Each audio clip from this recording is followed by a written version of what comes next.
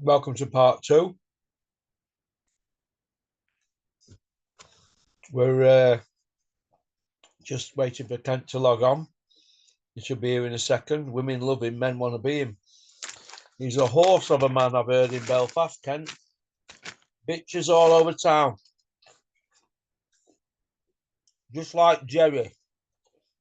He's muzzy. So, where are you, Kent? Come on, lad. Come on, Kent. There we go. Yeah, you were saying, Kent? All right, Russell. Yeah, go on. What you were saying, mate?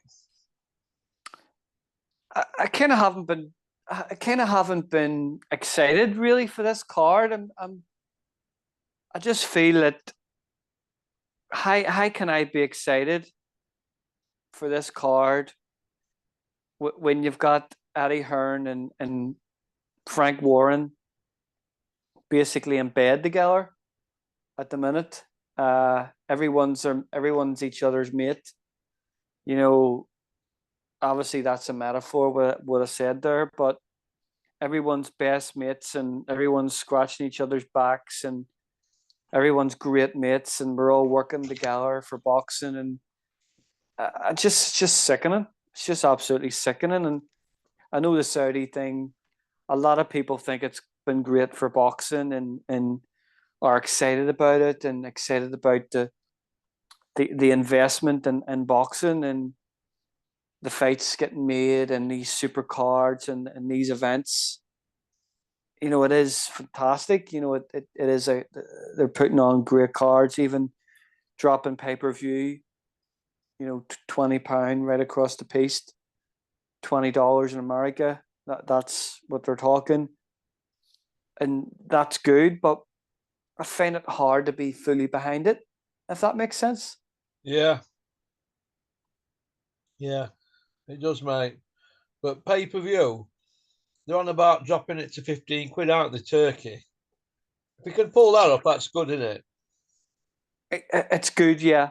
It's good, and it's good for boxing. And you look at the crap that we have been paid, we have been paying the watch over the last 10 years of Matchroom, the absolute dirt that we were getting swept our way. And suppose it fans kind of like, you look at the fights that those cards Frank Warren used to promote in the 90s and the early O's with the names and the world title fights and the European and British 50-50 fights.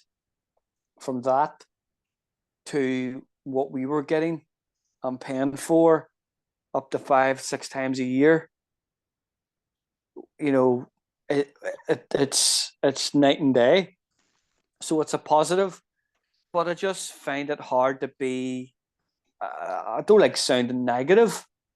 It's great that fighters are getting. Oh, everyone's going to jump in and say, "Yeah, you're just being negative. The fighters are getting paid, but what they deserve." And yes, that's true, and I agree with that. I'm all for that, but I just find it hard to be fully behind it, Russell. Yeah. Not good, is it? I'm actually going to watch the card at the weekend. I'll be at a friend's house watching it, and it's a great card. It's stacked. It's a card that you can't really complain about. You know, obviously there was, you know, some last minute withdrawals. You know, Liam Smith. You know, why would Liam Smith even be on there anyway? You know, he's so unreliable. You know, he basically. Why would you want to watch somebody who in his last fight claimed after the fight that he wasn't 100% and had injuries, and so why would you want to pay to watch him again when there's a good chance he's not going to be 100% fit? I think Josh Kelly would have absolutely took him apart, to be fair, and it looked good. It looked good on paper, but you know, you had the whole fight with Shakur as well. I was looking forward to that. Obviously, he's pulled out against Cordina, which I think, yeah, it's smashed him. You know, Cordina doesn't look the same fighter, so he doesn't. Yeah. It's so strange on that Cordina one because nobody wants to talk about that. The fact he's left Sim's gym and Matchroom. Nobody's talking about it, are they? You noticed media. Like they kind of don't talk about a lot, Russell. There's a lot they don't talk about. A lot.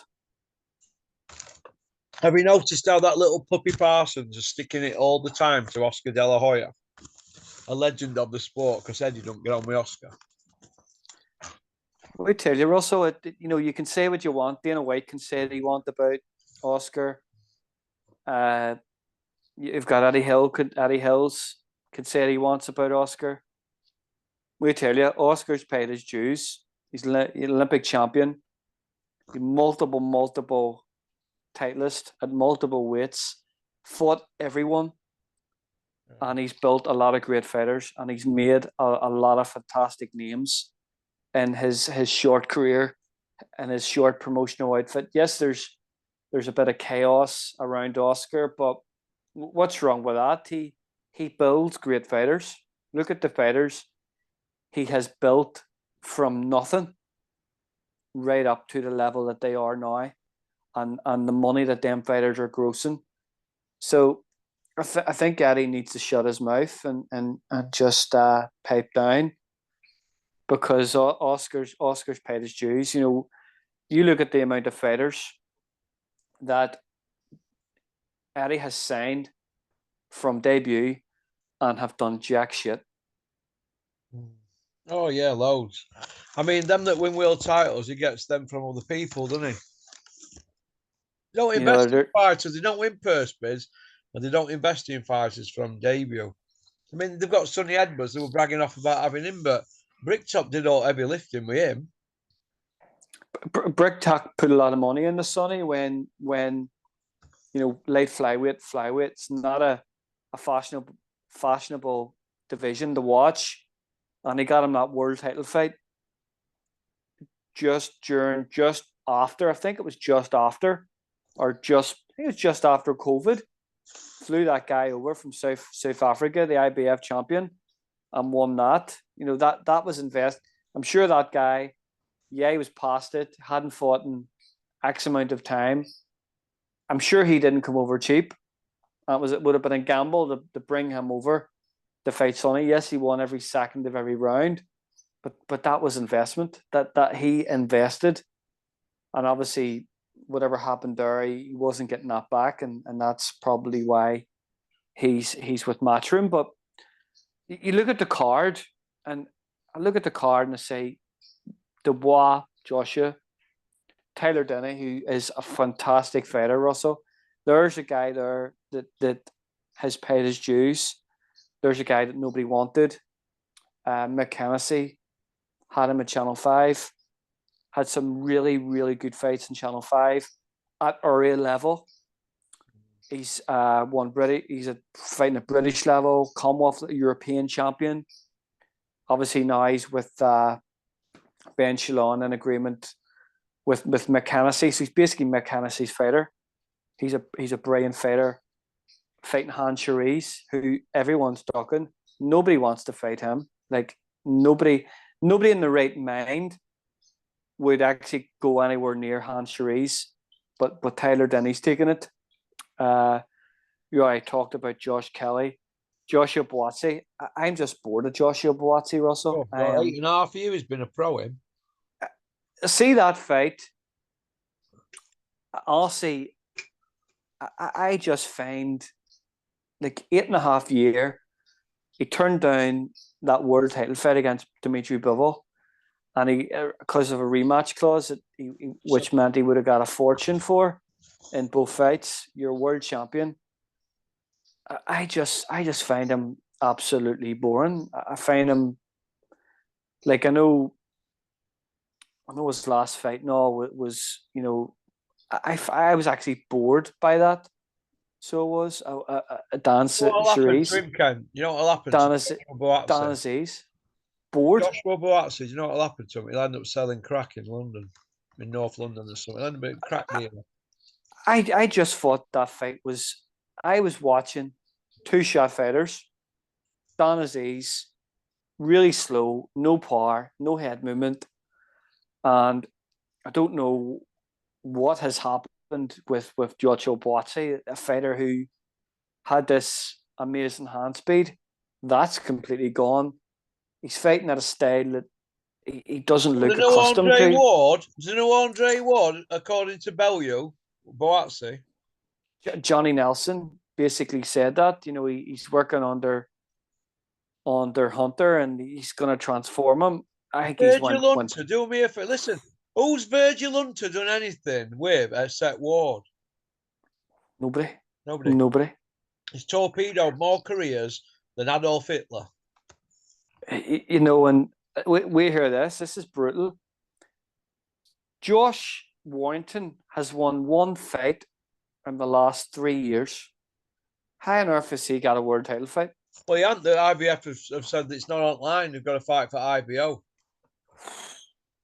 Well, there you go. There's a bit of justice. 2019 was the last time that Josh Warrington won 2 fights back to back. When was the last time Anthony Joshua beat somebody? 2018, Pula. That was his last win before first Ruiz fight. His last world title win, Anthony Joshua, was 2018. That's it. What do you think of that fight at the weekend? Well, I said it wouldn't happen, so I've got egg on my face. But they must be getting paid for them to turn up because they couldn't put it on. They couldn't put it on pay-per-view. But now that Turkey said, "Listen, you put this on, or you collect your cards." It's as simple as that. So well, he's the boss. He's the boss now. Frank Warren and Eddie Hearn, agent, and Bob Barron. They aren't promoters anymore. No, agents. They're not. They're not having to put their hand in the pocket for shows, are they? It's guaranteed slice of cake, isn't it, every time? I don't know about that, Russell. I was speaking to somebody about it today in work, and somebody was going on to me about, this big card now, and Eddie Hearn and Frank Warren are making a fortune at it. And I says, no, they're not. I says, well, Riyadh are putting all the money into it. It's their event. Eddie Hearn and Frank Warren are just putting fighters on. So it's going to be interesting to see how much money is Eddie Hearn and Frank Warren actually putting in this show at the weekend. Very little. Zero. I would say the only way that Frank Warren and Eddie Hearn will get money from it will be a part of their advertising and will be a percentage of fighters' purse. Outside of that, well, if they're getting a percentage of everybody's purse, it's money for all road because the fight's on. They're not putting their hands in the pocket. Promoters have to put their hands in the pocket. Let me show Dennis used to put on in Sheffield. Before he started, he's 45 behind 45 bags out of pocket. So you're 45 gone. Then you've got to pull that in. So you've got to get people, as they say, to put in the pot. Sponsorship, people buying tables, ticket sales, merchandise, all that kind of carry on. It's got to go into the pot for him to get his 45 back. You know what I mean? And then pay all wages.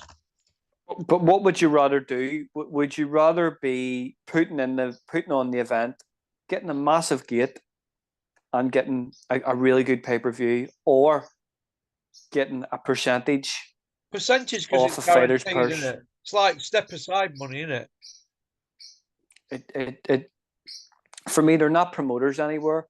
They're only promoters when they're promoting their own events on TNT and DAZN and Sky. This is my argument, Ken. Now, right? This is my argument. Somebody's emailed me and says, you, Russell, you're very bitter about boxing. I saw, man. So yeah, you're very bitter. It's true. What's the angle of what is the vibe and the concept for your channel? I said, my vibe and concept of the channel is to call out the knackers. And what I mean by knackers, I mean drug testing, silent bans, move around fights where a guy who's had 3 fights, 3-0, is in with a guy who's had 80 fights, and the 80 fight guy who's probably had 10 wins, 70 losses, can school it any time he wants, the 3-0 guy. But he's there to move around the ring and take punches and not throw punches. That to me is not boxing. That's taking the piss. I'm also against fighters having to pay to get on shows. What has happened with that? It's going on. In an arena near you, it's going on. And let me tell you this, paying to get on shows when we've got promoters calling themselves promoters. Well, promote the show then. And we've got fighters running around selling tickets when really a fighter needs to train, eat and sleep and not be running around selling tickets. I have a problem with all that, me. The only ones who don't sell tickets are Olympians. All the rest of them have to run around. And it's wrong. Back in the day, the promoter went out and he put posters all over and he sold the show, didn't he? You know? Well, that's the vibe of my channel. And if you don't like it, simple. Do what? Nobody's forced to watch. Russell, it's simple. If someone's emailing you that, email and it. asking you, right? So it don't bother me, does it? I get fucking 120 a day. If someone like that's contacting you about that tells you, it must take them an hour to type it. After 5 lines, I'll just go delete. That tells you that they actually don't have a clue what they're talking about. I used to get into these arguments all the time, and see now I don't. I just say whatever. I don't care. Shut up. Listen, for example, what is your vibe of the channel? Well, fighters that come on here, because I worked in this, right? They don't really know the game. So for the first 3 years, they're not allowed to manage themselves because the fighter, when he turns pro, as you know yourself, has to be signed off by a manager for 3 years. Am I correct? Yep. So a fighter, if he's got half a brain in his head, will apply to be a manager of himself after 3 years, but really take advice from his trainer. If that fighter's promised, say for example, £5,000, and he comes into office on a Monday, and he's told, well, they'll give him 3,000, right? So he's 2,000 short. If that fighter wants to bitch and moan about it, don't tell the general lackeys in the office. Go and tell the board of control because they're there to govern the sport. But the problem is, if that fighter goes to Robert Smith and says, here, I will promise £5,000 from said promoter, and he's giving me £3,000 and said, yeah, well, showed it just so good. That said promoter will then block him for telling tales. But how has he told tales? He just wants the board of control that govern the sport to say, here, I was told £5,000 and I'm only getting £3,000. What's going on here? Do you see where I'm coming from, Ken? There is the conflict of interest there. So that's where the Muhammad Ali Act comes in, where you can't be a promoter and a manager. So it's like this here.